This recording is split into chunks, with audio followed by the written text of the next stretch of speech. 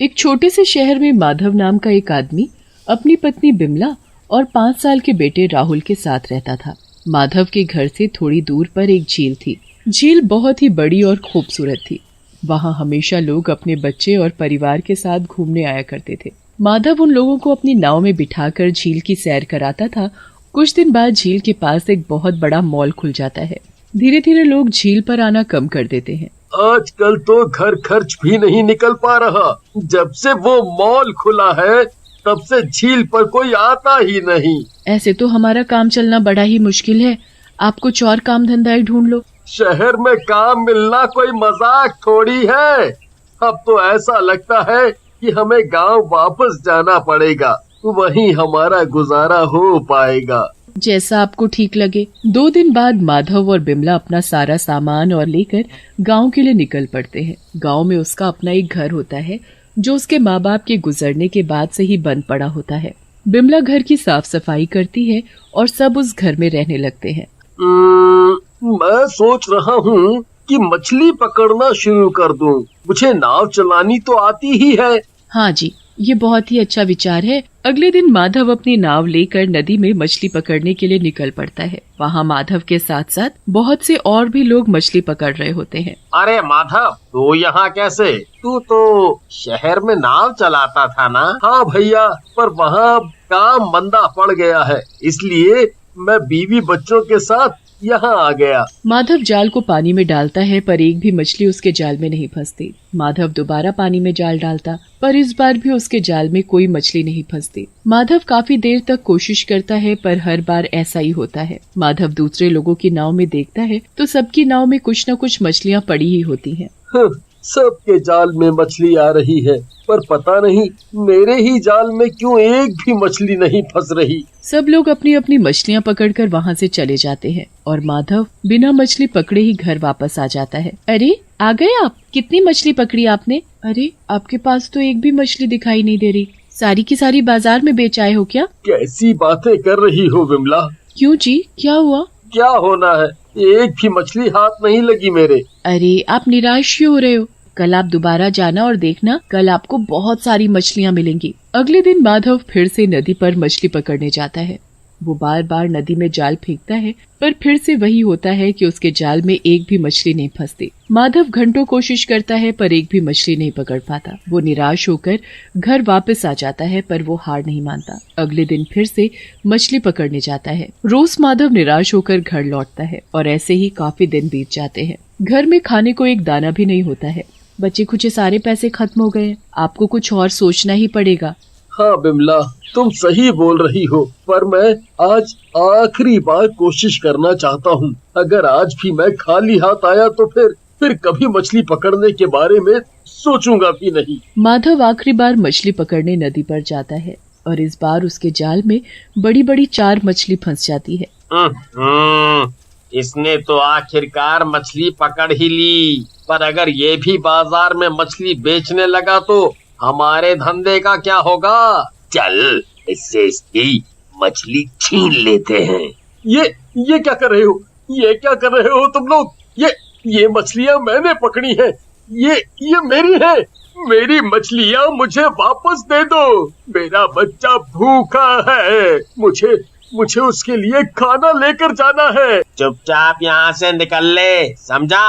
और तू जब भी मछली पकड़ेगा हम ऐसे ही छीन लेंगे। तेरा बच्चा भूखा हो या मर रहा हो, हमें कोई मतलब नहीं है। माधव उनके आगे हाथ जोड़ता है, रोता है, गिड़गिड़ाता है, पर हरि और राजेश उसकी मछलियाँ उसे वापस नहीं करते।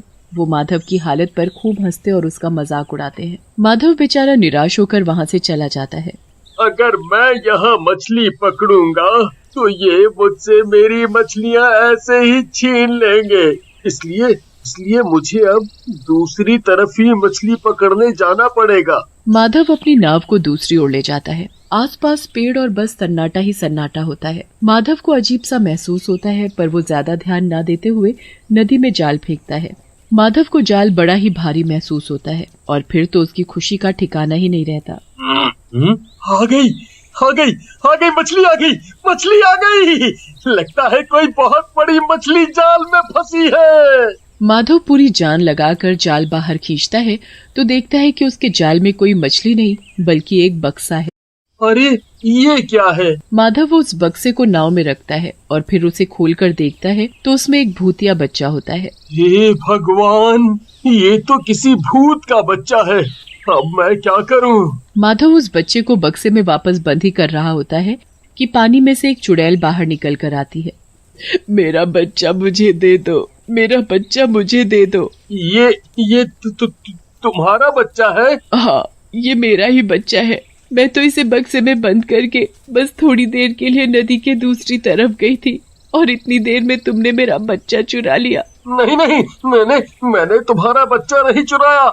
मैं तो यहाँ मछली पकड़ने आया था और जब मैंने जाल पानी में डाला तो उसमें ये बक्सा फंस गया। नहीं चुराया तो दे दो मेरा बच्चा मुझे वापस, मैं इसके बिना नहीं रह सकती। ये चुड़ैल अपने बच्चे से बहुत ही ज्यादा प्यार करती है।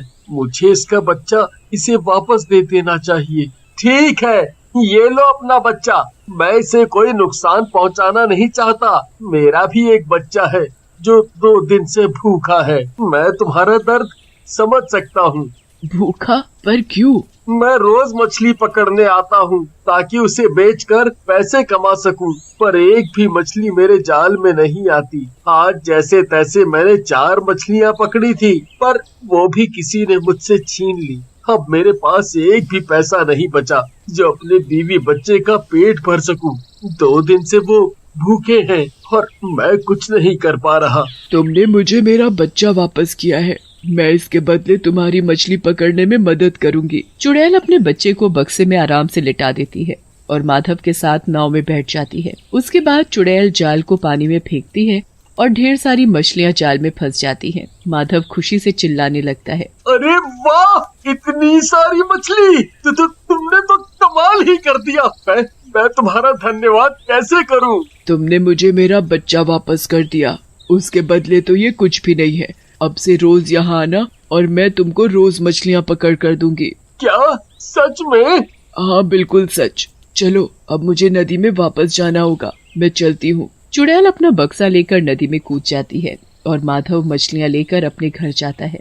इतनी सारी मछली देखकर बिमला तो हैरान ही रह जाती है। हे भगवान, कहाँ एक भी मछली हाथ नहीं लग रही थी और आज इतनी सारी मछली। आखिर ये चमत्कार कैसे हो गया? माधव बिमला को सारी बात बताता है। बिमला को तो यकीन ही नहीं होता कि एक चुड़ैल ने उसके पति की मदद की है। अच्छा, अब मैं इनको बाजार में बेचने जा रहा हूँ। आते वक्त घर का राशन लेता आऊंगा। जी ठीक है।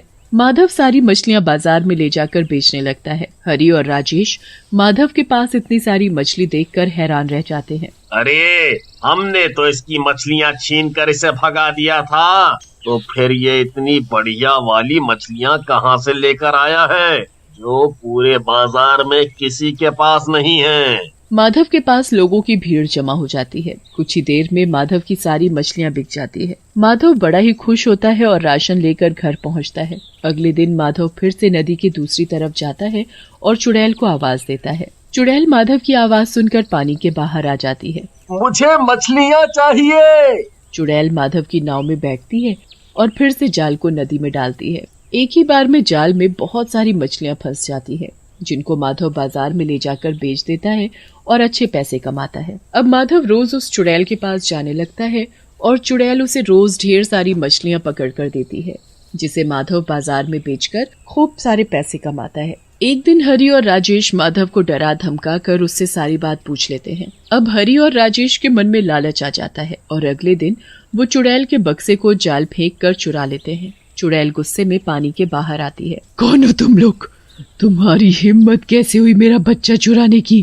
चल, हमें मछली पकड़ के दे जल्दी, वरना हम तेरे बच्चे को मार देंगे। चुड़ैल ये बात सुनकर बहुत डर जाती है, पर पीछे से माधव आकर हरी और राजेश से चुड़ैल के बच्चे को छीन लेता है। जब तुम लोगों ने मुझसे कल सारी बात पूछी थी, तभी मुझे शक हो गया था कि तुम कुछ ऐसा ही करने वाले हो। माधव सही सलामत चुड़ैल को उसका बच्चा दे देता है। आज तुमने दोबारा मुझे मेरा बच्चा दिया है। तुम सच में एक नेक इंसान हो, पर इन लोगों को तो मैं अच्छा सबक सिखाऊंगी। चुड़ैल उन दोनों को पानी में पटक पटक कर तब तक डुबोती है जब तक उनकी अकल ठिकाने नहीं आ जाती।